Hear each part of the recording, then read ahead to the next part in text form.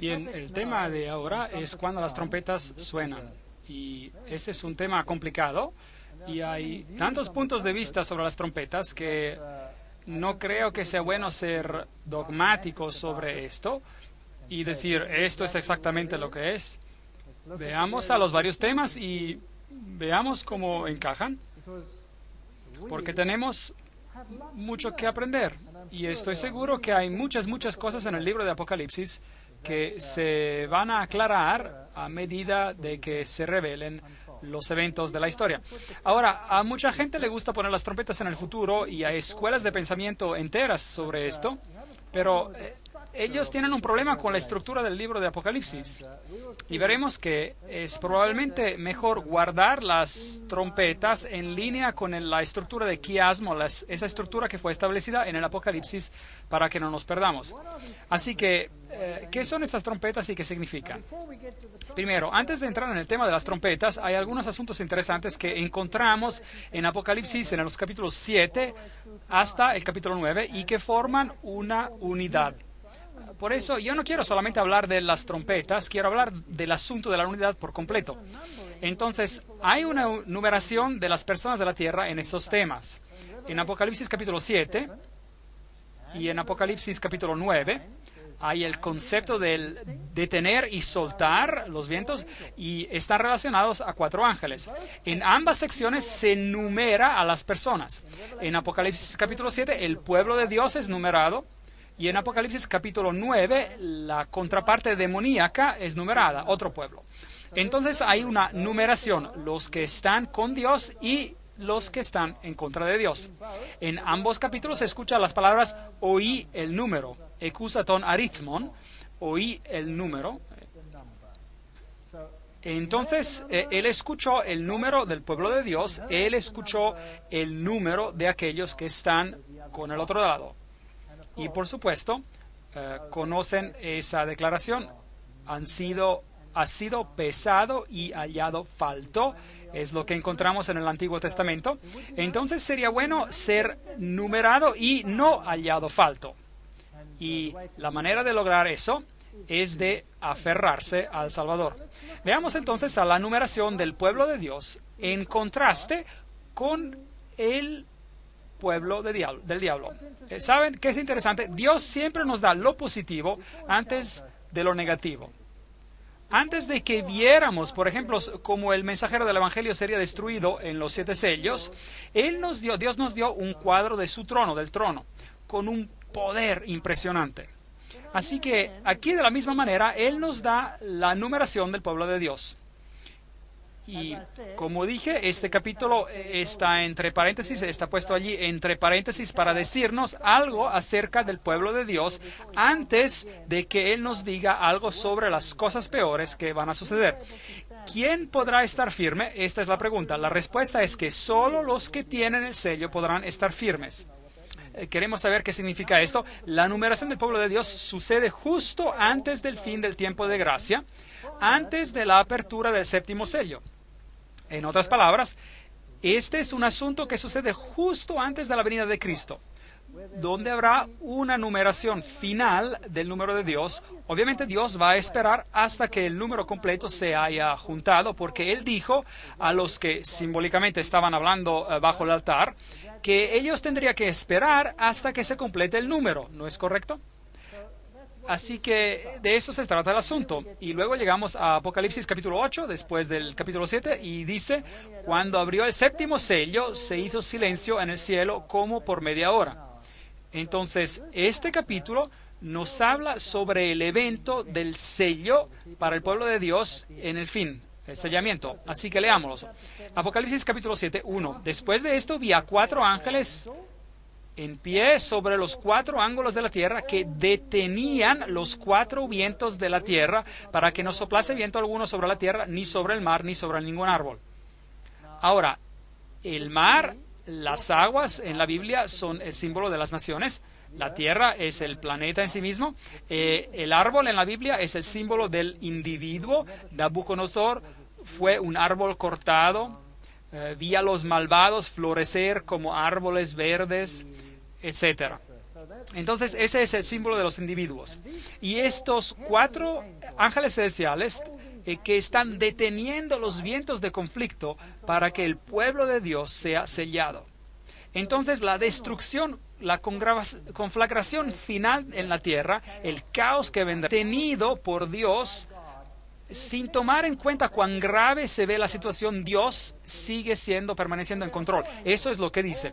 Hay 4 ángeles que detienen los 4 vientos hasta que el número completo de Dios haya ingresado.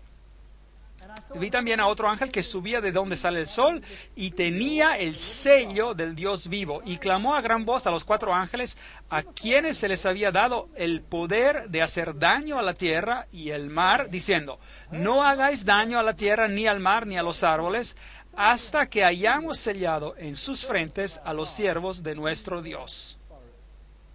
En sus frentes. ¿Qué hay aquí en la frente? El centro de tu inteligencia. Es el lugar donde está la capacidad que tú tienes de decidir, tu estado consciente. Esto es lo que está en tu frente. Es lo que hace la diferencia entre nosotros y cualquier otra criatura en este planeta, cualquier animal. Es el centro cognitivo, el gran centro cognitivo para poder hacer decisiones en el ser humano. Y aquí es donde se hace una decisión por o en contra de algo. Y como hemos visto anteriormente, ser sellado es establecerse en la verdad de manera que no puede ser movido. Pero Dios también sella a estos individuos. Y oí el número. Ahí oímos el número de los que fueron sellados. Y estos son el pueblo de Dios. El número de los sellados, 144,000 de todas las tribus de los hijos de Israel. Apocalipsis 7, 2 hasta 4. Algunas personas piensan que este número es un número literal y dicen que hay literalmente 144,000 que están sellados. Pero recuerden que él oyó el número. ¿Qué significa estar o ser sellado? Bueno, en 2 de Timoteo 2:19 dice, pero el fundamento de Dios está firme teniendo este sello, conoce el Señor a los que son suyos. Entonces, Él los ha sellados. Y apártense de iniquidad todo aquel que invoca el nombre de Cristo. Entonces, ¿qué nos dice esto? Estas personas han tomado la decisión de ya no hacer lo malo y de hacer lo bueno por medio del poder de Dios. Y de pedir perdón a Dios por lo malo que han hecho y de pedir ser limpiados en la sangre del Cordero. Es tan simple como es. No es un asunto complicado. Nosotros siempre lo hacemos más complicado de lo que es. Y la palabra aquí por iniquidad es maldad injusticia, maldad de corazón y vida, una acción que viola la ley. Muy interesante. Entonces, si nos apartamos de la iniquidad, nos convertimos en cumplidores de la ley. Si amamos a Dios, guardamos sus mandamientos. Airaos, pero no pequéis. No se ponga el sol sobre vuestro enojo, ni deis lugar al diablo. El que hurtaba, no hurte más, sino trabaje, haciendo con sus manos lo que es bueno para que tenga que compartir con el que padece necesidad. Ninguna palabra corrompida salga de vuestra boca, sino la que sea buena para la necesaria edificación, a fin de dar gracia a los oyentes. No es un asunto muy complicado.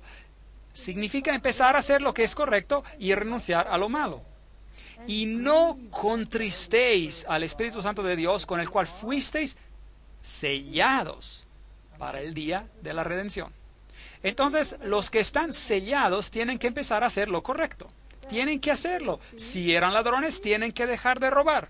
Si tienen una habla pesada, tienen que corregir el asunto. Deben empezar a hacer lo que es correcto en el poder del Señor. Quítese de vosotros toda amargura, enojo, ira, gritería y maldicencia y toda malicia. Antes, sed benignos unos con otros, misericordiosos, perdonándose unos a otros, como Dios también os perdonó a vosotros en Cristo. Efesios 4, 26 a 32. No es un asunto complicado. Que regresemos, que volvamos en armonía con la ley de Dios. Eso es lo que significa. Aférrense al testimonio. Sella la ley entre mis discípulos. A la ley y al testimonio. Si no hablan de acuerdo a esto, es porque no les ha amanecido. No podemos decir, soy un hijo de Dios, pero puedo vivir como vivía antes. No. A la ley y al testimonio. El hacer tu voluntad, Dios mío, me ha agradado. Tu ley está en medio de mi corazón. Salmos 48. Por lo cual, este es el pacto que haré con la casa de Israel después de aquellos días, dice el Señor. Pondré mis leyes en la mente de ellos. ¿Dónde está eso? Está en la frente. Y sobre su corazón las escribiré, para que puedan actuar con armonía con la ley. Y seré a ellos por Dios, y ellos me serán a mí por pueblo. Hebreos 8:10. Siempre hacemos estos asuntos muy complicados, y no lo son. Haz lo correcto, y deja las consecuencias a Dios. Ahora, en el corazón de la ley está el sábado, el día de sábado. Acuérdate del día de sábado para santificarlo. 6 días trabajarás y harás toda tu obra, mas el séptimo día es reposo para Jehová tu Dios. No el tercer día, no el cuarto día, el séptimo día es el sábado. No hagas en él obra alguna, tú, ni tu hijo, ni tu hija, ni tu siervo, ni tu criada, ni tu bestia, ni tu extranjero que está dentro de tus puertas. Porque en 6 días hizo Jehová los cielos y la tierra, el mar y todas las cosas que en ellos hay, y reposó en el séptimo día. Por tanto, Jehová bendijo el día de reposo y lo santificó. Así que aquí en el mandamiento del sábado hay otro sello. Dice allí, en 6 días el Señor, ese es su nombre, Jehová, hizo... Es el creador, los cielos y la tierra, el mar y todas las cosas que en ellos hay. Entonces, si miramos a Éxodo capítulo 20, versículo 11, porque en 6 días hizo el Señor los cielos y la tierra, el mar y todas las cosas que en ellas hay, y descansó en el séptimo día. Por tanto, Dios bendijo el día de reposo y lo santificó.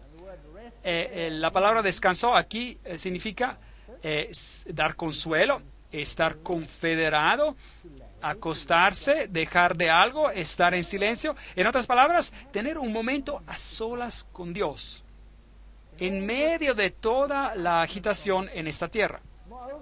Y les di también mis sábados para que fueran por señal entre yo y ellos, para que supieran que yo soy Jehová que los santifico. Santificad mis sábados y sean por señal entre mí y vosotros, para que sepáis que yo soy Jehová, vuestro Dios. Bueno, existen muchos dioses allá afuera. ¿A cuál sirves tú? Al que obedeces, claramente. ¿Y cómo le obedeces? Guardando su ley. Y si Él dijo, guarda el séptimo día, entonces, ¿qué día debemos que guardar? El séptimo día. Éxodo 31:13 dice, el sábado es una señal entre mí y vosotros por vuestras generaciones, para que sepan a qué Dios sirven.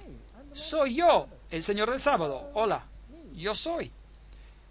Éxodo 31:16, guardarán pues el día de reposo los hijos de Israel, celebrándolo por sus generaciones por pacto perpetuo.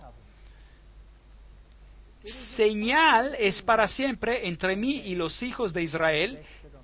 Y en el séptimo día cesó y reposó. Y reposó nafash, palabra interesante en hebreo. La palabra por señal en hebreo es od, y es un marco. Eso dice la concordancia. Y significa un marco distintivo. ¿Cuál es el marco de Dios? El día sábado. ¿Por qué? Porque el sábado ratifica la ley. Valida la ley. Sin el sábado, todos los 10 mandamientos podrían ser de cualquier persona. ¿No es correcto? Podrían ser de cualquier persona. ¿Qué pasaría si yo escribiera los 10 mandamientos y lo repitiera, le partiera y dijera, todos deben guardarlos, porque así lo digo yo? ¿Qué harían ustedes? Ustedes pensarían, este hombre está loco, ¿no es cierto? Pero ¿qué tal si el presidente del país lo hiciera? Y si él hiciera una ley y dijera, quiero que la guarden, y la firmara, y si no lo hacen, bueno, tengo la autoridad para hacer algo al respecto. Entonces se vuelve un poco más interesante, ¿verdad? Y si el Dios del universo dijera, boom, hice esta ley, cielo y tierra está para ser vivida como una ley perpetua. Bueno, eso lleva consigo bastante autoridad. Entonces, si no tiene ese sello de aprobación, no significa nada. Entonces, ese es el marco de la autoridad de Dios. ¿También tiene la bestia un marco? Sí, claro, tiene un marco de autoridad también. Veremos a esto después. Debemos entender que el marco de Dios, su señal o sello, así como un sello de autenticidad, autentifica un documento. El presidente de los Estados Unidos, por ejemplo, ese es su sello, el sello del presidente americano, o el típico sello real, que dice al rey tanto el nombre, el título, su territorio, cualquiera que sea, Inglaterra o cualquiera. Y aquí en el Decálogo debe de haber un sello de autenticidad al documento, y lo encontramos en el mandamiento del sábado. Sin el sábado, todos los 10 mandamientos son solo otro grupo de leyes hechos por... ¿A quién importa? Pues, ¿por quién? Pero con el mandamiento del sábado tiene el sello del autor de la ley y el territorio, y es vinculante. Entonces recibe su autenticidad. Y me dio Jehová las 2 tablas de piedra escritas con el dedo de Dios. Deuteronomio 9:10. Existen pocas ocasiones en las que Dios escribió con su dedo. ¿Sabían eso? Y cada vez escribió con su dedo. Esta es una de ellas. Escribió los 10 mandamientos con su propio dedo sobre piedra. Y lo repitió, volvió a repetirlo cuando Moisés la rompió. Entonces son 2 veces ya. Y luego, cuando el reino de Babilonia llegó a su fin, Dios escribió con su dedo en la pared. Y el profeta Daniel dijo, Mene, Mene, Tekel, Ufarsim. Eso es lo que significa. Tu reino ha sido nombrado, contado y dado a los medos y a los persas. Hay otra ocasión en la que Dios escribió acá, cuando hubo un juicio final que sirve de símbolo para su venida final. Y hubo otra ocasión en la que Dios escribió sobre la arena. Fue cuando todos los acusadores vinieron y acusaban a una cierta mujer, María, que fue encontrada en adulterio. Y Jesús se agachó y escribió con su dedo en la arena. Me pregunto qué habrá escrito, porque cuando lo leyeron, todos se fueron y no tuvieron nada más que decir. Aquel que esté libre de pecado, sea quien tira la primera piedra. Tal vez vieron cosas escritas que no les gustó leer. ¿Es posible? Sería interesante saberlo. Entonces el sello de Dios está en el corazón de la ley. Acuérdate del sábado para santificarlo. 6 días trabajarás y harás toda tu obra, pero el 7º día es de reposo para Jehová tu Dios. Porque en 6 días hizo Jehová, el Señor, hizo el Creador, los cielos y la tierra. Ahí lo tienen. El Señor, el Creador de los cielos y de la tierra, dando autenticidad a todo su documento. Aquí tiene su nombre, su título y su territorio. Y les di también mis sábados para que fueran por señal entre yo y ellos, para que supieran que yo soy Jehová. ¿Cómo debemos guardarlo? Bueno, ya leímos sobre esto. No hacer nuestra propia voluntad. Es asombroso cuán pocas reglas hay en cuanto a guardar el sábado. Los judíos no lo soportaron, así que hicieron varias miles de reglas para cómo guardar el sábado. En lugar de dejar este asunto a la conciencia, ni buscando tu propia voluntad, esto parece sensato, llamándolo santo, honorable honrando a Dios, no andando en tus propios caminos, ni buscando tu voluntad, hablando tus propias palabras, entonces te deleitarás en el Jehová. Estas son las cosas positivas que salen del sábado. No un día de miseria. A propósito, hoy es el 7º día, es el sábado. ¿Hemos tenido un día miserable hasta ahora? Yo no. ¿Y fue solo para los judíos? No.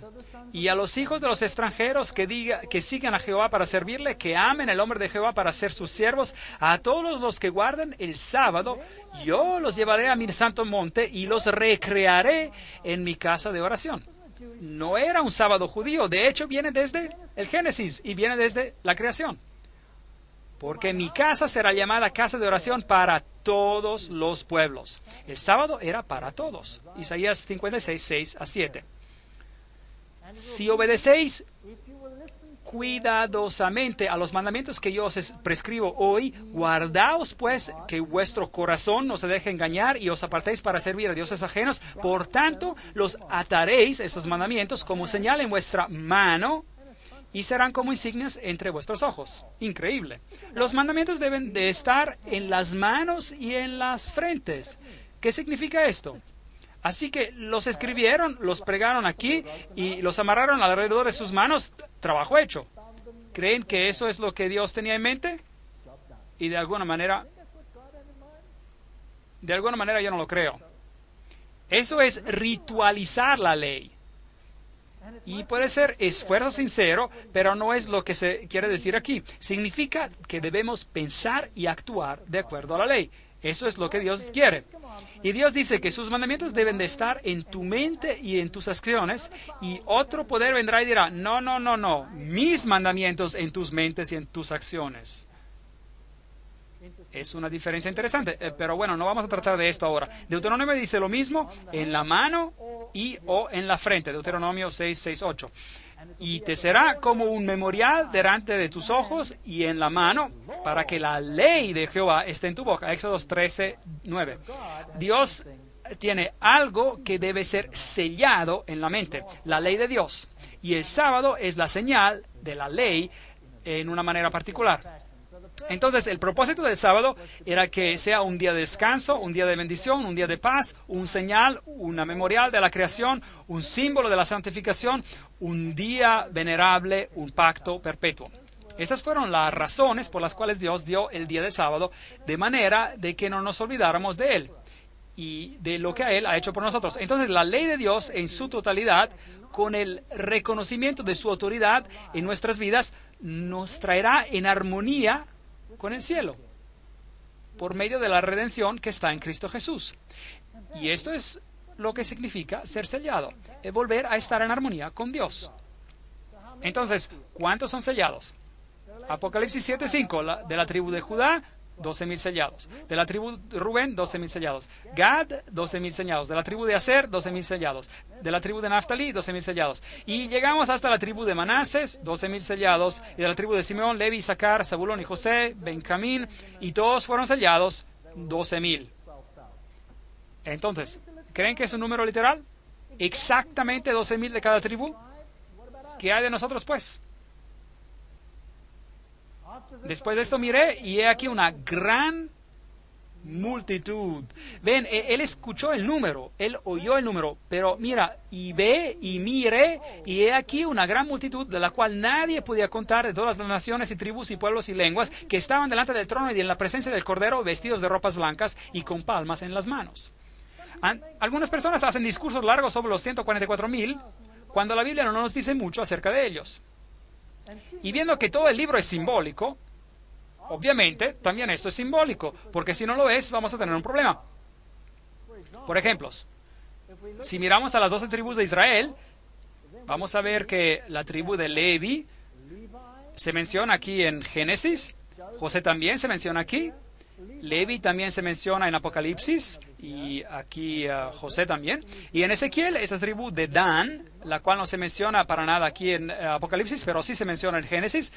Tenemos a Efraín, que se menciona en Ezequiel, y aquí no se menciona nada en Apocalipsis. Entonces, ¿qué tribus tomaríamos en cuenta si hacemos este número literal? Vamos a estar en problemas. Nadie va a ser salvo de Efraín y de Dan. Los de la tribu de Dan fueron malos e hicieron cosas malas, pero también hubieron héroes de la tribu de Dan. Héroes. Entonces, obviamente es un número simbólico. Y no creo que debamos ir más allá con esto. Es una multitud de doces. Pues no es judío el que lo es exteriormente y la circuncisión la que se hace exteriormente en la carne, sino que es judío el que lo es en lo interior. Y la circuncisión es la del corazón, en espíritu, no en letra, la alabanza del cual no viene de los hombres, sino de Dios. Romanos 2, 28, 29. ¿Serán salvos solamente los judíos de las tribus literales? ¿Qué pasará con los gentiles que se han convertido por medio del anuncio del Evangelio? No podemos hacer de los 144,000 un número literal. Y en cualquier caso, ¿quién es judío? ¿Quién es un cristiano? Es el que lo es en el interior. Galatas 3:29 dice, y si vosotros sois de Cristo, ciertamente linaje de Abraham sois y herederos según la promesa. Entonces, ¿en qué nos convierte?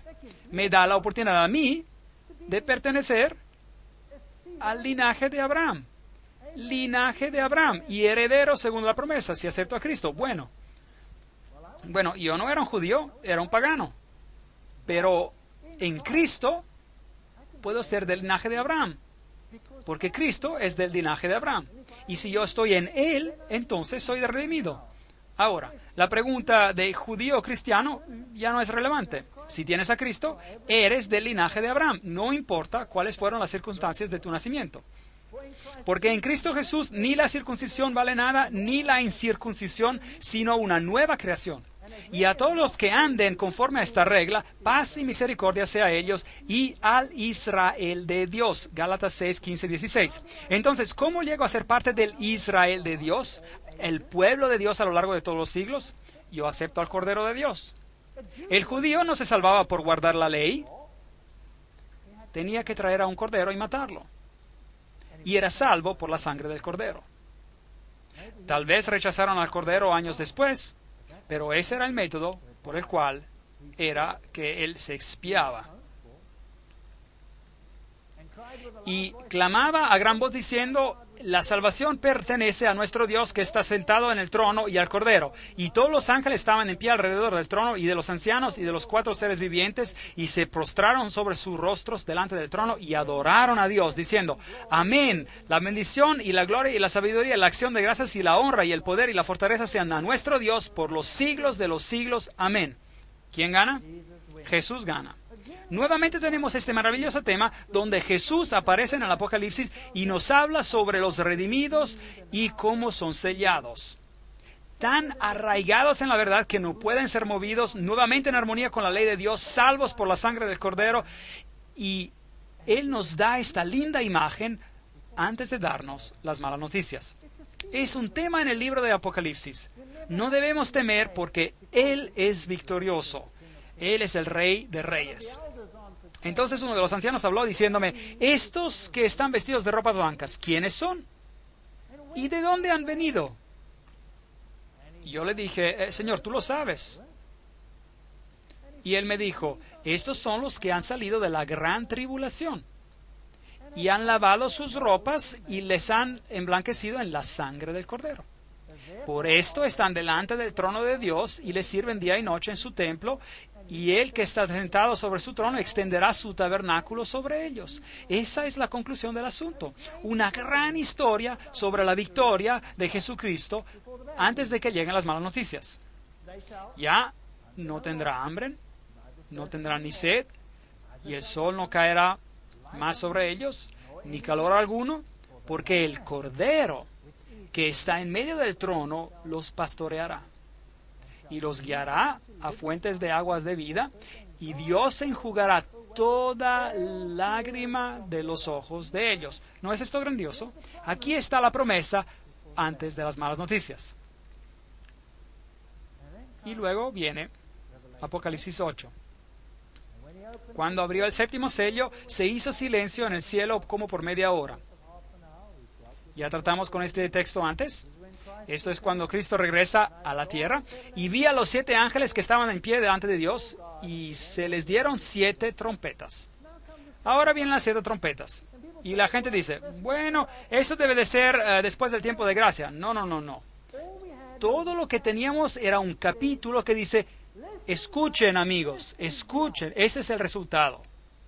El pueblo de Dios será redimido por el Cordero y no habrá más lágrimas. Y ese es su número y es así como se va a ver. Es como va a ser. Esa es la victoria del Cordero. Ahora déjenme darles las malas noticias. Esto es lo que va a pasar en la historia. Y aquellos que rechazaron a la palabra de Dios y rechazan a Jesucristo también serán numerados. Y tristemente, el número va a verse algo diferente. Veamos a lo que pasa. Y vi a los 7 ángeles que estaban en pie ante Dios y se les dieron 7 trompetas. Otro ángel vino entonces y se paró ante el altar con un incensario y se le dio mucho incienso. ¿Dónde está parado este ángel? ¿En qué altar? El altar del incienso. ¿El altar del incienso estaba en el primer aposento o estaba en el segundo aposento del templo? Estaba en el primer aposento. Así que no puede ser esto, no puede ocurrir esto después del cierre del tiempo de la gracia. Jesús aún está ministrando en el primer aposento. Todavía tiene que entrar al segundo aposento y cuando eso acabe, llega el fin. Y luego será demasiado tarde. Así que aquí nos encontramos, ¿en qué parte del quiasma de la estructura de Apocalipsis nos encontramos? En la primera parte. Jesús todavía está en el lugar santo. Y muchas personas quieren tomar estas profecías y ponerlas, arrojarlas al futuro y en el brazo escatológico de los eventos finales ilustrados en el libro de Apocalipsis y violan haciendo esto la estructura del quiasmo. No podemos violar la estructura del quiasmo. No podemos sacar algo de su posición y ponerlo donde nos da la gana. Tenemos que obedecer a las reglas. Por eso es que está escrito de esta manera, para que no se pueda hacer eso. Así que se le dio mucho incienso. Aquí está el altar del incienso para añadirlo a las oraciones de todos los santos sobre el altar de oro que estaba delante del trono. Este es el pequeño altar del cual estamos hablando.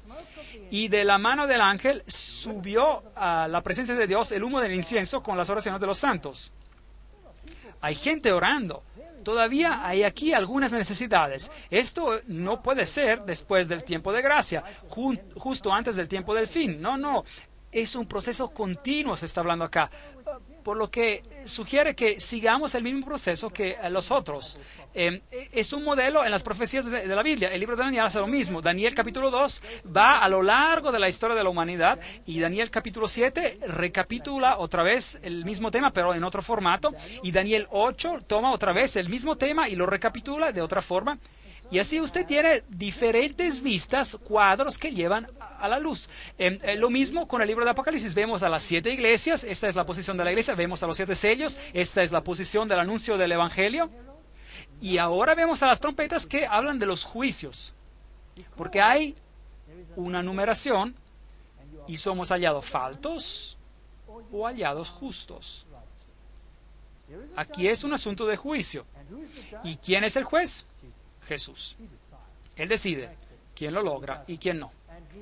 Y no ignora las oraciones de los santos. Es por medio de su mediación que ellos son aceptables a los ojos de Dios. Así que el mérito de Jesucristo, los méritos de Jesucristo es el tema acá en juego. El humo del incienso que sube con las oraciones de los santos, sube a la presencia de Dios de la mano del ángel. El incienso es el símbolo del mérito, de los méritos de Jesucristo añadidos a los santos, haciéndolos aceptables los santos a los ojos de Dios. Una imagen maravillosa. Todo está tan lleno de significado en el libro de Apocalipsis. Podríamos hablar por horas solo sobre estos símbolos acerca del altar del incienso. Y el ángel tomó el incensario y lo llenó de fuego del altar y lo arrojó a la tierra y se va, boom, y allí baja y hubo truenos y voces y relámpagos y un terremoto. Apocalipsis 8:5. Bueno, los juicios llegan a la tierra Y después de los juicios finales, así como Jesús murió en la cruz y dijo, consumado es, y todo se cumplió, también aquí todo se cumple y la numeración también se cumple. Y usted estará o con las ovejas o con los cabritos, dependiendo de su decisión. Entonces, ¿qué son estas trompetas en Apocalipsis? Hay 7 trompetas y cada una anuncia algo que pasa aquí en la tierra. Apocalipsis 8:6. Y los 7 ángeles que tenían las 7 trompetas se dispusieron a tocarlas. Veamos lo que pasa. Déjeme recapitular. El brazo histórico tenía las 7 iglesias, los 7 sellos, y como todavía estamos tratando con el tiempo simbolizado por el altar del incienso, estamos viendo el tiempo antes de que Jesús entre en el lugar santísimo. Entonces estamos tratando con el brazo histórico del Apocalipsis. Las trompetas están en este lado del quiasmo y no las puedo remover y ponerlas en el otro lado. Eso violaría la estructura del quiasmo. ¿Está claro? Entonces, obviamente, estamos moviéndonos a través del mismo periodo de la historia que tuvimos en las secciones anteriores. Y hacer algo diferente sería contrario al sistema, a la estructura. Y todos terminan, por supuesto, en el gran punto culminante que es la segunda venida de Cristo. Así que nuevamente vamos a hacer un recorrido por la historia. Existe un paralelo entre lo que pasa mientras suenan las trompetas y las últimas 7 plagas. Ese es un punto interesante. Las 7 trompetas suenan el día antes de la expiación, así es, y las últimas 7 plagas suceden después del día de la expiación. En otras palabras, cuando Cristo sale del lugar santísimo, entonces las 7 plagas caen. Entonces, si vemos aquí a las trompetas, vamos a encontrar que afectan lo siguiente: la tierra, capítulo 8, 7. El mar, capítulo 8, versículos 8 y 9. Los ríos y las fuentes, capítulo 8, versículos 10 y 11. El sol, la luna y las estrellas, capítulo 8, versículo 12. Hubo oscuridad, abismo, salen langostas, versículo 9, capítulo 9, versículos 13 y 21. El río Eufrate, capítulo 9, 13 a 21. Voces fuertes, el reino de Cristo, 11, 15, 18. Y hemos seguido un proceso. Y cada vez se afecta un tercero, la tercera parte. Y si vemos a las 7 plagas, existe un paralelo. La primera plaga cae sobre la tierra. La segunda afecta al mar. La tercera a los ríos y las fuentes, igual como las 7 trompetas. Y luego el sol, igual que allá. Oscuridad en el trono de la bestia. Luego está el río Eufrates, que vimos también del otro lado. Y luego viene una gran voz, ya está hecho. ¿Ven? Aquí está el está hecho. Esto es lo que pasa después del tiempo de gracia, y esto debe suceder antes del tiempo de gracia, porque es solo una tercera parte. No es todo, solamente una porción se ve afectada, y hay lugar para el arrepentimiento, y es en el tiempo de mediación cuando Cristo está sirviendo en el santuario celestial, en el primer aposento. Y esos son asuntos muy importantes cuando tratamos con estos textos, porque existe hoy la tendencia de tomar a las trompetas y ponerlas en el mismo periodo o ponerlas justo antes de este periodo aquí. Y ese es un problema, porque no solamente violamos la estructura del quiasmo, también violamos la idea de que hay solo una parte afectada, solo una parte que está destruida. Jesucristo está en control. El número del pueblo de Dios, capítulo 7, ahora las trompetas y la numeración del pueblo de la tierra y los problemas que todo esto involucra. ¿Quién va a ganar? ¿Jesús o el otro poder? Ya sabemos la respuesta. Por tanto, podemos relajarnos mientras hablemos de las trompetas. Que el Señor nos haga conscientes del hecho de que Jesús está en control. Cuando vemos el tema de las trompetas se pone complicado porque no tenemos maneras precisas para interpretar todo esto. Pero veamos los asuntos, es un estudio muy interesante. Joel 2, versículos 15 y 17 dice, tocad trompeta en Sión, proclamad ayuno, convocad asamblea, reunid al pueblo, santificad la reunión, juntad a los ancianos, congregad a los niños y a los que maman, salga de su cámara el novio y de su tálamo la novia. Entre la entrada y el altar lloren los sacerdotes ministros de Jehová y digan, perdona, oh Jehová, a tu pueblo, y no entregues al oprobio tu heredad, para que las naciones se enseñoreen sobre ella. ¿Por qué han de decir entre los pueblos, ¿dónde está tu Dios? ¿Dónde está su Dios? Aquí hay una situación donde la trompeta se suena bajo circunstancias donde el pueblo de Dios obviamente se ha desviado. Veamos entonces su interpretación. La primera interpretación es que estas trompetas son juicios de nuestros tiempos, en nuestros tiempos, que hacen lo paralelo a los juicios de las plagas. Es una interpretación muy prominente en el mundo de hoy.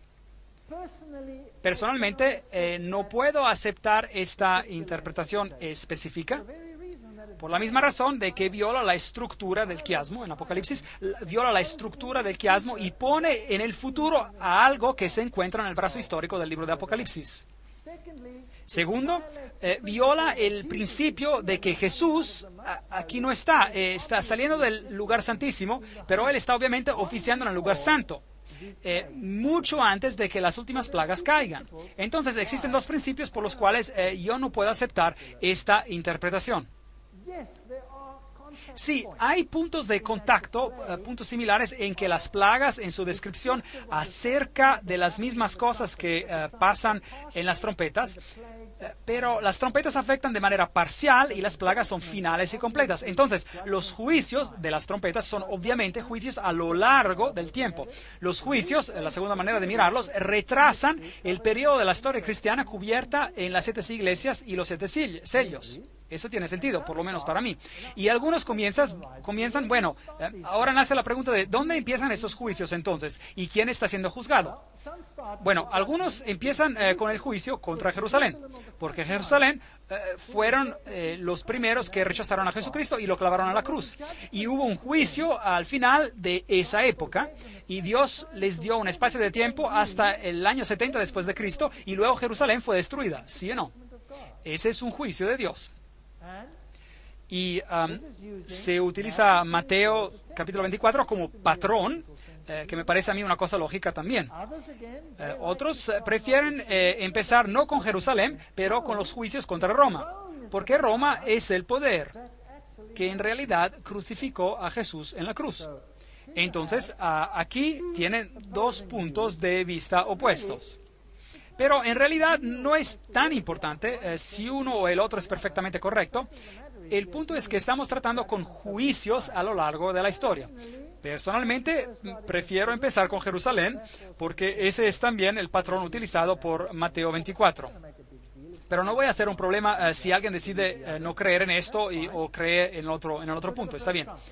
Veamos a la primera trompeta. El primer ángel tocó la trompeta y hubo granizo y fuego mezclados con sangre que fueron lanzados sobre la tierra.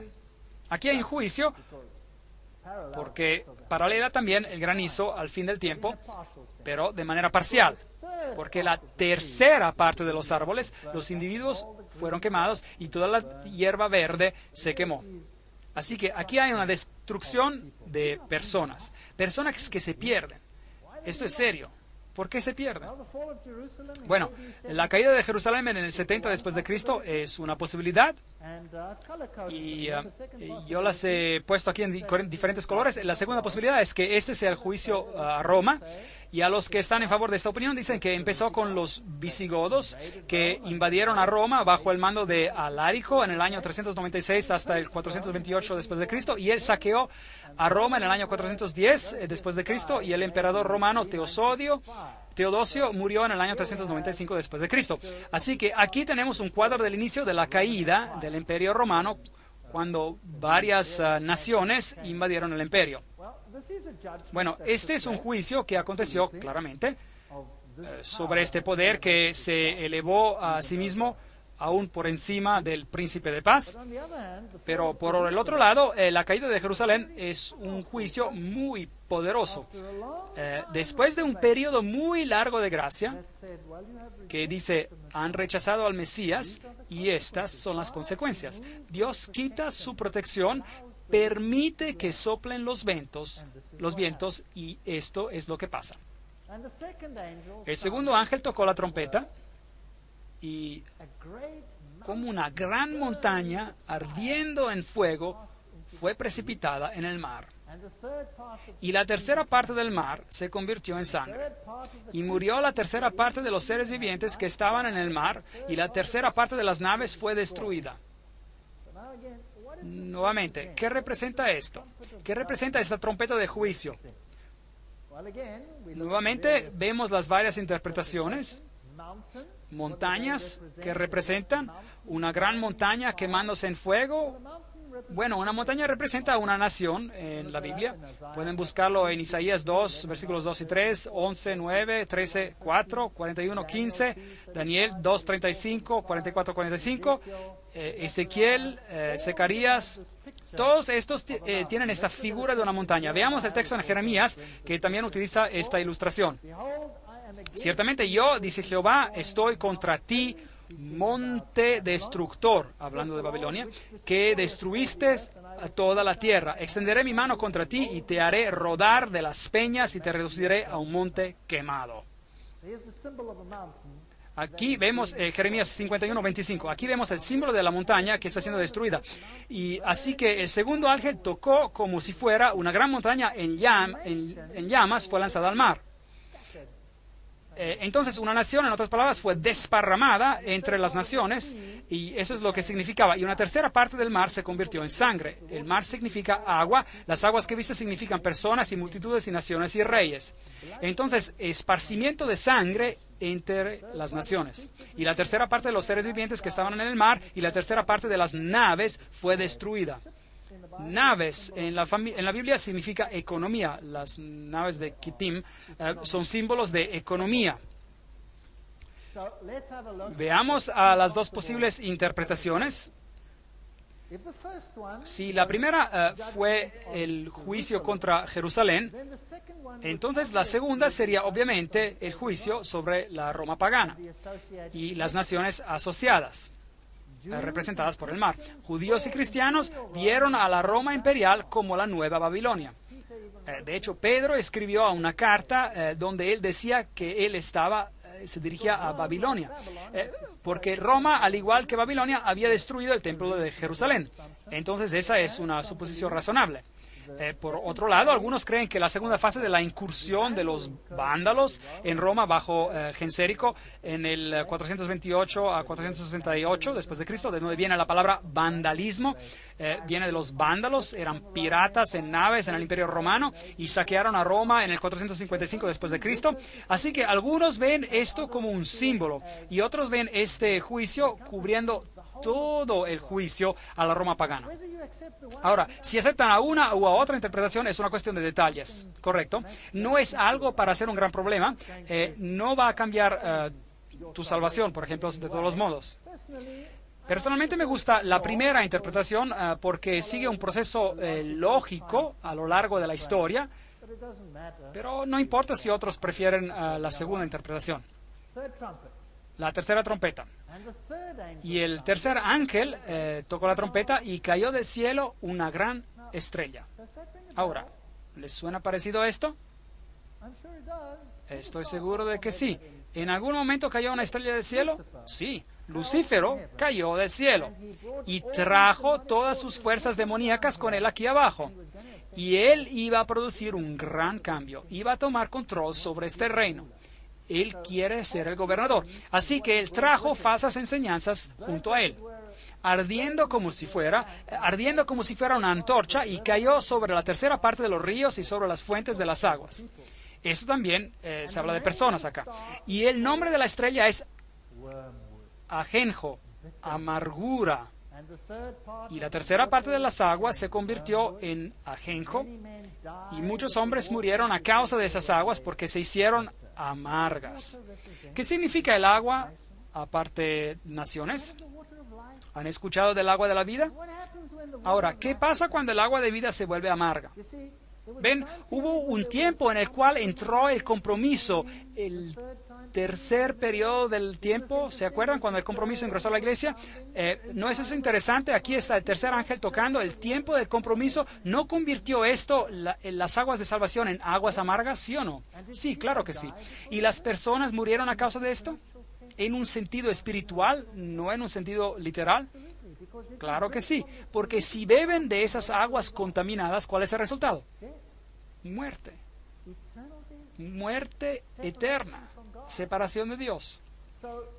Entonces, la gran apostasía de los líderes espirituales de la iglesia cristiana es una posibilidad que tenemos aquí por esa trompeta. De la misma manera de cómo Satanás cayó del cielo con una tercera parte de los ángeles, igual la iglesia caería en la apostasía de la idolatría. Ajenjo fue usado por Moisés como símbolo de idolatría en Deuteronomio 29, 17, 18. Leámoslo.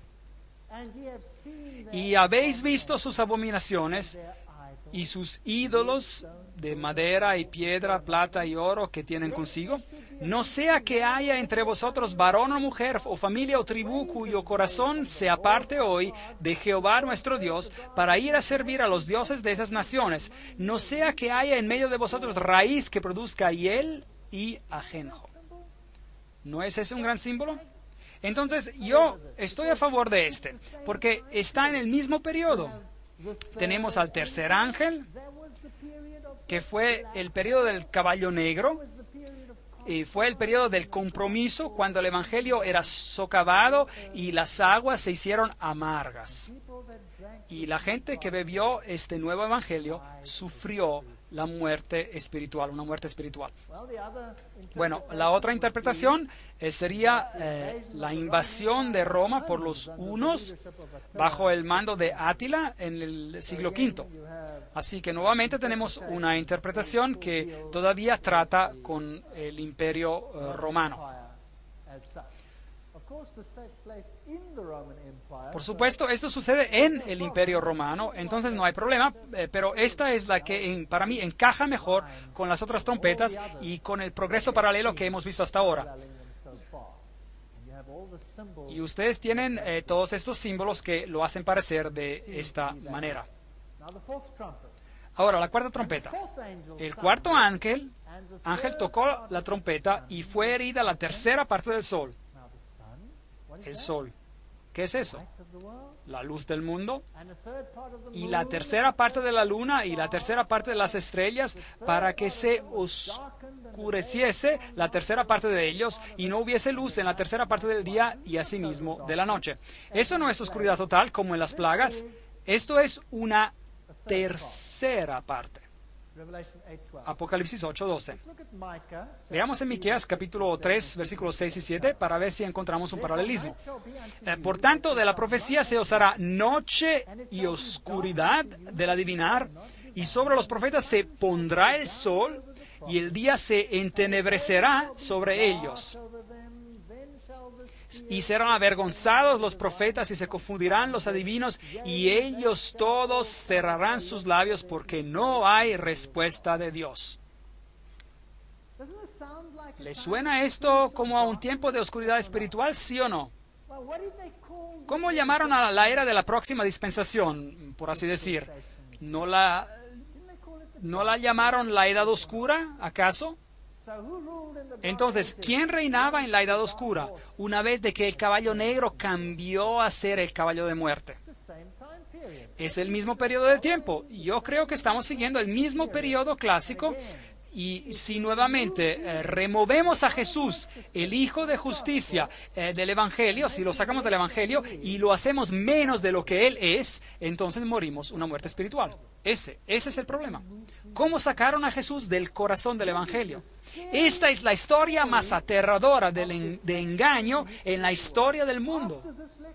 Después de esta conferencia, vamos a entrar en detalles y vamos a darle un vistazo a lo que hicieron. Y quiero decirles que hoy todo el mundo está engañado, creyendo en algo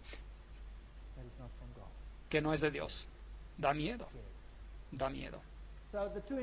Entonces, las dos posibles interpretaciones que tenemos aquí, la oscuridad representa la edad oscura, y eso tiene sentido para mí, cuando la verdad fue pisoteada y el ministerio de Jesús fue reemplazado por el ministerio de la iglesia. Cuando Jesús fue crucificado, una oscuridad literal cubrió la tierra, ¿correcto? ¿Se acuerdan? Y esto sirve como símbolo, como tipo de la crucifixión espiritual de Jesucristo. La reforma del siglo XVI terminó la edad oscura. Eso es básicamente lo que indicaría esta interpretación. Ahora, otra interpretación sería aún con los juicios sobre Roma. El sol, la luna y las estrellas han sido interpretadas como las luminarias del Imperio Romano Occidental, el emperador, los senadores, los cónsules. Con la extinción del Imperio Romano Occidental en el año 476 después de Cristo, el último emperador, Romulus Augustulus, el remanente de Atilia, fue destronado por órdenes de Odoacro. Es una interpretación, y tenemos otro juicio aquí contra el Imperio Romano Occidental. Pero esa interpretación de aquí arriba para mí encaja en el modelo que hemos seguido hasta ahora y que está en línea con todo lo que hemos visto hasta ahora. Pero quiero que observen algo. Es que en este periodo de la Edad Oscura, Jesús es crucificado nuevamente. Es interesante que la crucifixión allí lo mantiene en la cruz. Y es ahí a donde la Edad Oscura le gusta tenerlo. Pero Jesús ha resucitado de los muertos y gobierna en el cielo. Ahora, también es interesante que para remover a Jesús del sistema, algunas veces se ha requerido la creación de toda una nueva religión que sacaría a Jesús del medio. Muy interesante. Porque he aquí que tinieblas cubrirán la tierra y oscuridad las naciones. Mas sobre ti amanecerá Jehová y sobre ti será vista su gloria. Isaías 61. Gran oscuridad sobre la tierra. Otra vez Jesús les habló diciendo, yo soy la luz del mundo, el que me sigue no andará en tinieblas, sino que tendrá la luz de la vida. El asunto es Cristo o sin Cristo. Yo, la luz, he venido al mundo para que todo aquel que cree en mí no permanezca en tinieblas. Juan 12, 46. El asunto es Jesús o sin Jesús. Este es el asunto. Ahora viene una parte fascinante. Apocalipsis 8:13. Y miré y oí a un ángel volar por el medio del cielo, diciendo en gran voz, ¡ay, ay, ay! 3 ayes de los que moran en la tierra a causa de los otros toques de trompeta que están para sonar los 3 ángeles. Ahora viene un gran ay. Ahora un ay es algo que cae sobre la humanidad y tiene consecuencias desastrosas. Algunas personas quieren aplicar estos ayes al pueblo de Dios. Pero por otro lado, los ayes se podrían aplicar a los que están perdidos. ¿Y con quiénes estamos tratando en las trompetas? ¿Sobre el pueblo de Dios que está siendo numerado o bajo los otros que están siendo numerados? Estamos tratando con aquellos otros que están siendo numerados. Entonces ahora sabemos cuál es el último ay, porque el último ay es la venida de Cristo y la destrucción de los malvados. Entonces, ¿sobre quiénes cae el último ay? ¿Sobre los malvados? Sobre los malvados. No sobre el pueblo de Dios, sobre los malvados. ¿Y por qué no los otros dos también?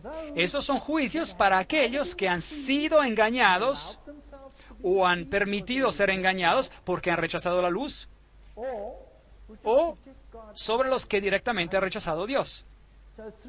Entonces hay 3 ayes que van a caer sobre los habitantes de la tierra, y un ay los priva de salvación.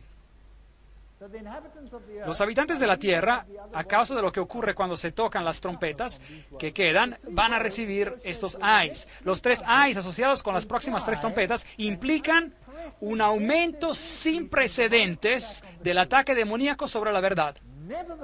Sin embargo, Dios está en control. Así que durante las próximas 3 trompetas, Dios nos va a dar una vislumbre de lo que pasa aquí en esta tierra. Da miedo. Y vamos a necesitar 12 conferencias o posiblemente 24 programas para ver lo que está pasando. Increíble. Vamos a hacer 12 conferencias más sobre lo que esto implica. Da miedo. Ay, ay, ay, fue pronunciado sobre una iglesia que caminó según las chispas de su propia luz, quien no derivaba su luz y poder de la gran luz central, el sol de justicia, y no difundió la luz y la gloria sobre aquellos que estaban en la oscuridad. Y absorbiendo y difundiendo la luz, ellos hubieran hecho que su luz brillara más. El que recibe la luz, pero no la da, como Dios quiere que lo haga, se volverá en un recipiente de oscuridad. Este es un escrito que encontramos en un panfleto en particular, escrito hace unos 150 años atrás, que parece mostrar exactamente lo que está pasando aquí. Estos ayes son pronunciados sobre una iglesia que anda en las chispas de su propia luz. Eso tiene sentido para mí. Eso tiene mucho sentido para mí. Este ay es pronunciado sobre la gente apóstata en este planeta. Y los va a afectar porque ellos están manteniendo la verdad del Evangelio lejos de los que podrían ser salvos. Veamos a las 2 posibilidades. La 5ª y 6ª trompeta representan la numeración de los seguidores de Satanás y el aumento final en la maldad hasta el punto donde Dios quita su protección y da en las manos de una mente perdida a los que eligen voluntariamente ser ignorantes. Eso da miedo. Esto está en contraste con Apocalipsis 7, donde los sellados por Dios son numerados y se les da poder para estar bajo su protección divina. Y la otra interpretación sería que la 5ª y la 6ª trompeta representan el juicio contra el Imperio Romano Oriental, el nacimiento del Islam, del islamismo, culminando con el Imperio Otomano, es visto como la fuerza que trae la destrucción del Imperio Romano Oriental. Ahora, aquí yo quisiera por un momento hacer algo diferente y decir, ¿por qué no unir estas 2 interpretaciones? ¿Por qué no unirlas? Porque el islamismo tiene como su blanco bajar a Cristo al nivel de un ser humano. Así que en un sentido hace exactamente lo mismo que la iglesia de la Edad Oscura hizo cuando se pronunció el juez en lugar de Jesucristo. ¿Correcto?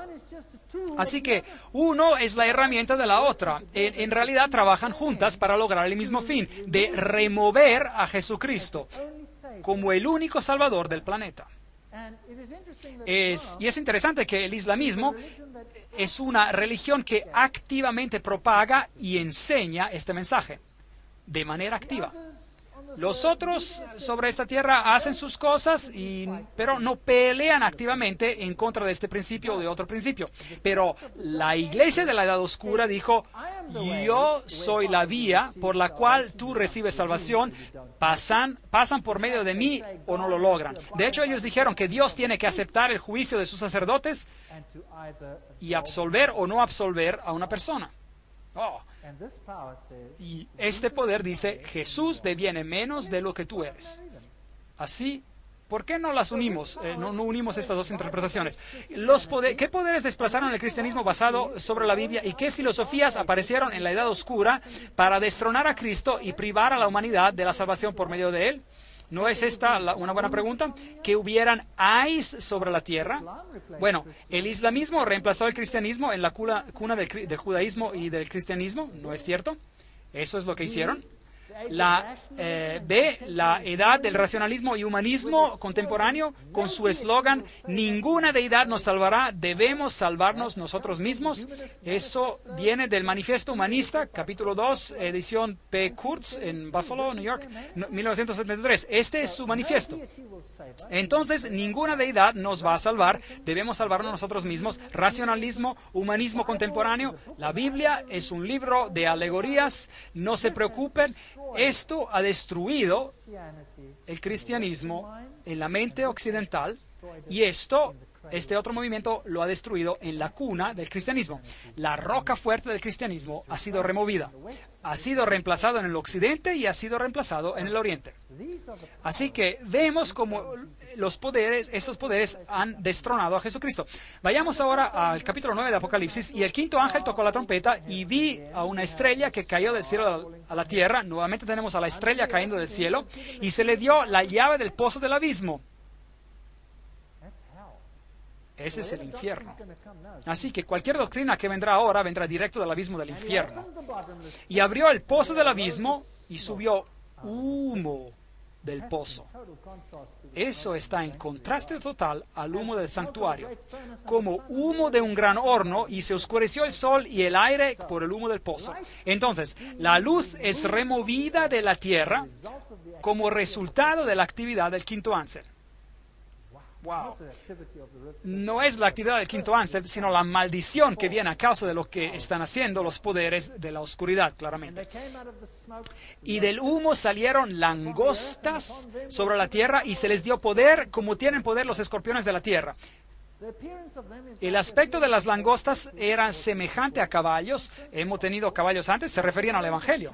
Como el sonido de carruajes en la cima de la montaña, naciones saltan como el sonido de las llamas de fuego que devora el establo, como guerreros en fila, y te devolveré los años que comió la langosta. Es lo que dice Joel 2, capítulo 2. Así que tenemos el simbolismo de lo que está pasando en el Israel literal, lo que ocurrió allá, y apliquémoslo al espiritual. Apocalipsis 9:4. Y se les mandó de que no dañasen a la hierba de la tierra, ni a cosa verde alguna, ni a ningún árbol. No es una destrucción total, sino solamente a los hombres que no tuviesen el sello de Dios en sus frentes. Entonces el juicio es para aquellos que están siendo numerados. Y les fue dado no que los matasen, sino que los atormentasen. Y hay un periodo allí, 5 meses, y su tormento era como el tormento de escorpión. Jesús dice que nos da poder para seguir, para pisotear a los escorpiones cuando hiere al hombre. Y en aquellos días los hombres buscarán la muerte, pero no la hallarán, pero la muerte huirá de ellos. Entonces, hay una descripción de las langostas. Se comparan a caballos. Tuvimos a caballos antes. Son representantes del anuncio del Evangelio. Preparados para la guerra, en las cabezas tenían como coronas de oro. Sus caras eran como caras humanas. Tenían cabellos como cabello de mujer. Sus dientes eran como de leones. Tenían corazas como corazas de hierro. El ruido de sus alas era como el estruendo de muchos carros de caballo corriendo a la batalla. Aquí hay una situación de guerra. Eso es más o menos como se veían colas de escorpión, corazas de hierro, dientes, cosas terribles, en fin, bueno, la impresión de un artista. Y tenían colas como de escorpiones y también aguijones en sus colas y tenían poder para dañar a los hombres durante 5 meses. Apocalipsis 9:10. Bueno, ¿qué significa esto? Bueno, algunos ven en este simbolismo lo que hizo el Islam, y en el otro lo puedes ver también en todo el sentido de lo que este mensaje sin Cristo haría al mundo. Ahora, veamos quién está al mando de todo esto. Y tienen por rey sobre ellos el ángel del abismo, cuyo nombre en hebreo es Abadón. Cosas fascinantes. Y en griego, Apolión. El primer ay pasó, y aquí vienen aún 2 ayes después de esto. Bueno, vemos algunos nombres interesantes acá, y luego de esto, un ay hacia la raza humana. Bueno, preguntámonos esta pregunta.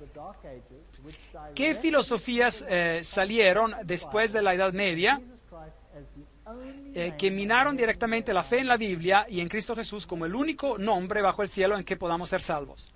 ¿No es esta una buena pregunta para hacerse? ¿Qué organizaciones, cuerpos organizados, es la siguiente pregunta que tengo, directamente propagan la eliminación de Jesucristo como el único nombre por el que podemos ser salvos? Esas son las 2 preguntas que quisiera responder. Bueno, racionalismo, alta crítica, humanismo, espiritualismo, ¿Estaría de acuerdo en que estos son los poderes que removieron a Jesús? ¿Y qué cuerpos organizados son los que directamente propagan y anulan el nombre de Jesucristo como el único nombre en quien podemos ser salvos? ¿Los masones? Les voy a dar un texto tras otro texto para mostrarle que lo hacen. Y las organizaciones secretas, todas están a favor de la unidad total e igualdad de todos los fundadores religiosos. El comunismo se opone directamente a las doctrinas de Jesucristo. El ateísmo formal es lo que el comunismo es. Y tenemos el Consejo Mundial de las Iglesias. ¿Posible? ¿En realidad hacen eso? ¿Lo hacen? Temo que sí, porque el Consejo Mundial de Iglesias propaga la unidad de todas las religiones bajo un mismo techo. Y eso significa que Jesús debe ser menos de lo que es para que este compromiso se alcance, ¿sí o no? Eso es solo un hecho. No me lo estoy inventando. Esto es lo que está pasando. El Islam remueve a Jesucristo, ¿sí o no? Como el único Salvador del mundo. Y las Naciones Unidas tienen una organización llamada la Organización de las Religiones Unidas, cuya meta es poder hacer de que todas las religiones acepten su igualdad. Bueno, eso está bien, suena como una buena idea, pero ¿qué hace eso a Jesucristo? Lo pone al mismo nivel que los demás. Y entonces hay muchos nombres por los que podemos ser salvos, ¿sí o no? ¿Es correcto o no? Díganme ustedes, porque yo estoy en problemas aquí. Yo estoy sacando ciertos asuntos que son problemáticos. Pero esto es exactamente lo que están haciendo. El comunismo lo saca totalmente. La masonería lo nivela. El Consejo Mundial de Iglesias lo compromete para alcanzar a sus blancos. El islamismo lo pelea directamente. Y la ONU dice, mejor que lo hagas, o si no, ya. Estamos en problemas. Déjenme leerles esto. Este es nisbet.com, masonería del Internet. Leámoslo. En el grado 17 del rito escocés, la palabra sagrada comunicada al candidato es Abaddon. En la Biblia satánica por Anton LaVey, en la página 145-146, Abaddon y Apolión son uno de los nombres infernales en el satanismo. El rito masón escocés ilustrado por J. Blanchard, volumen 1, página 453, dice: toca la frente de Tyler cuando él responde poniendo su mano en tu frente. Contraseña, Jubulum, palabra sagrada, Abaddon. ¿No leímos recién que este era un ángel malvado? ¿Sí o no? La masonería dice que este es el ángel sobre nosotros. Ellos tenían a su ángel sobre ellos. Abaddon, Satanás. Si miran a la interpretación islámica, esta es el área cubierta por la langosta del desierto, y esta es el área cubierta por el islamismo en sus comienzos, y hoy cubre eso y más. Muy interesante. Esta era el área del cristianismo primitivo. Esta era el área del cristianismo primitivo. ¿Sabían ustedes? Hoy en día ha sido reemplazada, ha sido removida, ha sido reemplazada por el islamismo. El islamismo nació solo después del año 600 después de Cristo, y totalmente quitó del mundo a los cristianos que basaban su fe en la Biblia y guardaban el sábado. Los quitó, los masacró. Interesante. Y hoy está prohibido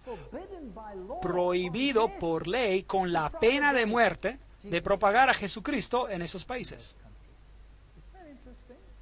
¿No es eso interesante? Es un terrible contra la humanidad, porque si el único nombre por quien podemos ser salvos es quitado, entonces estamos en problemas. John William Draper también escribe en la historia del desarrollo intelectual en Europa que 4 años después de la muerte de Justiniano, en el año 571 después de Cristo, nació en Meca, en Arabia, el hombre que de todos los nombres ha ejercido la mayor influencia sobre la raza humana. De acuerdo con la vida de Mohammed, Muhammad apareció en la escena en uno de los periodos más oscuros de la historia, cuando todas las civilizaciones desde la dinastía merovingia en Galia hasta India estaban en ruinas o estaban en estado de nacimiento con problemas. Aquí vamos, una gran guerra. A la edad de 12 años, Mohammed viajó con su tío en una caravana comercial a Siria. Aquí él conoció a un anacoreta cristiano llamado Abahira. Contemplando al niño, dice la historia, pudo ver él en su rostro señales de su futura grandeza, y le aconsejó a Abu Talib Talib que lo cuidara porque un día él sería recipiente del llamado divino. En reconocimiento del profeta por Bahira, el cristiano, simboliza en la tradición islámica la primacía de la misión de Mahoma sobre la de Cristo. A Jesús lo hacen de menos. Apocalipsis 9:4, y se les mandó de que no dañasen a la hierba de la tierra, ni a cosa verde alguna, ni a ningún árbol, sino solamente a los hombres que no tuviesen el sello de Dios en sus frentes. Entonces, ¿a quién afecta la trompeta? ¿Al pueblo de Dios o a los otros? A los otros. Todo aquel que no tiene la oportunidad de elegir a Cristo, porque ellos se lo quitaron, está en problemas. Y a ellos les fue dado que no los maten, sino para que fuesen atormentados por 5 meses. Y su tormento era como tormento de escorpión cuando hiere al hombre, y en aquellos días los hombres buscarán la muerte, pero no la hallarán. Y ansiarán morir, pero la muerte huirá de ellos. Interesante. Aquí hay un decreto de Abu Bakr, el tío de Mohammed, quien le sucedió. Cuando peleas la batalla del Señor, deféndanse como hombres sin voltear, pero no dejen que su victoria esté manchada por la sangre de mujeres y niños. No destruyan a las palmeras ni quemen las plantaciones de maíz, no corten árboles frutales ni lastimen al ganado, solo lo que maten coman. Cuando hagan algún pacto o artículo, cúmplanlo y mantengan su palabra. A medida de que avancen, van a encontrar personas religiosas que viven retiradas en monasterios y se proponen servir a Dios de esta manera. Déjenlos, no los maten ni destruyan a sus monasterios. Y van a encontrar a otro tipo de personas que pertenecen a la sinagoga de Satanás, que tienen cabezas rapadas. Asegúrense de partir sus cráneos y no les den tregua hasta que se vuelvan mahometanos o paguen tributo. Bueno, ese decreto se ve con un paralelo en la Biblia, y algunos piensan que los 5 meses representan a 150 días proféticos, que serían 150 años proféticos, usando números 14 como base y también Ezequiel 4 como base, un día por un año. Entonces se sacó la cuenta y que si tomas este número y tomas la fecha del 27 de julio de 1999, cuando Otomán I invadió a Nicomedia, y se suman los 150 años, entonces llegamos hasta el 27 de julio 1449, cuando el último emperador griego, Constantino, tomó el trono con el permiso del sultán. Ahora, Khaled bin al-Walid, por nombre Saif Allah, uno de los 2 líderes musulmanes de la extremadamente exitosa expansión islámica bajo Muhammad, y su sucesor inmediato Abu Bakr o Omar, a pesar de que peleó contra el profeta segundo, finalmente se convirtió, dicen ellos, y conquistó. Y Khalid siguió siendo el líder real de las fuerzas que conquistaron al ejército bizantino. Derrotaron al ejército bizantino y el Islam se posesionó de los territorios donde el cristianismo reinaba. Muy interesante. Y continuaron conquistando Siria y Arabia y destruyeron 50,000 tropas bizantinas y las masacraron. Así que el cristianismo fue removido.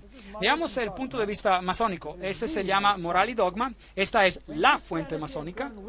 Cuando el cristianismo estaba débil, inútil y sin poder, el restaurador árabe e iconoclasta vino como un huracán de limpieza. Pero Khalid, ahora saben quién fue, era este gran general, la espada de Dios lo llamaban, marchaba de victoria en victoria y exclamaba a sus cansados soldados: no dejen a ningún hombre dormir, habrá suficiente descanso en los jardines del paraíso, dulce será el reposo, nunca más seguido por el trabajo. La fe del árabe se volvió más fuerte que la del cristianismo y él conquistó. Este es el punto de vista masónico, que la fe del árabe se volvió más fuerte. También dice que se convirtió en una fe mejor del cristianismo. Así que hoy el islamismo reina donde reinó el cristianismo. Y tienen los ziguruts y el Imperio Otomano y la Mezquita Azul y Santa Sofía, y que todos solían ser dominios cristianos. Y hoy son del islamismo. Esta solía ser cristiana, ahora es islámica. Interesante, ¿verdad? Así que si juntamos estas dos interpretaciones, entonces tenemos la catástrofe completa de la apostasía, acarreando con ella la destrucción de Jesucristo como el Salvador. El racionalismo, la alta crítica, la destrucción de la Biblia, la eliminación de la fe en la Biblia en Jesucristo y una guerra literal en contra de aquellos que se oponían. El sexto ángel tocó la trompeta y oí una voz de entre los 4 cuernos del altar de oro que estaba delante de Dios, diciendo al sexto ángel que tenía la trompeta: desata los 4 ángeles. Ahora sí tenemos problemas, que están atados junto al gran río Eufrates. Así que aquí están 4 otros ángeles. Teníamos a 4 ángeles de Dios deteniendo a los 4 vientos, y ahora tenemos a 4 ángeles que están atados al río Eufrates. Eso es Babilonia. Así que estos son los homólogos demoníacos a los homólogos angelicales. Y fueron desatados los 4 ángeles que estaban preparados para la hora, día, mes y año, a fin de matar a la tercera parte de los hombres. Y el número de los ejércitos de los jinetes era 200 millones. Oí el número. ¿Ustedes lo escucharon? Otra vez. Aquí tienen la numeración de este poder. Es un número enorme, como las arenas de los mares. Algunos ven este periodo de tiempo como profético: la hora, el día, el mes y el año. Y otros dicen que no, que es simplemente una declaración definitiva de tiempo. Ahora, en este mismo año, en este mismo día, en este mismo mes, en este mismo segundo, es así cuando va a pasar. Así que si usted se decide por una u otra interpretación, no es probablemente tan importante, y probablemente ambos pueden ser ciertos. Algunos ven este periodo como un tiempo profético, a otros como un tiempo designado a las fuerzas demoníacas de Babilonia, en contraste a los ángeles de Dios que detienen los 4 vientos, que ocurrirán en los últimos eventos del conflicto entre Cristo y Satanás. Entonces, el primer ay fue esta destrucción de Jesús como el único Salvador.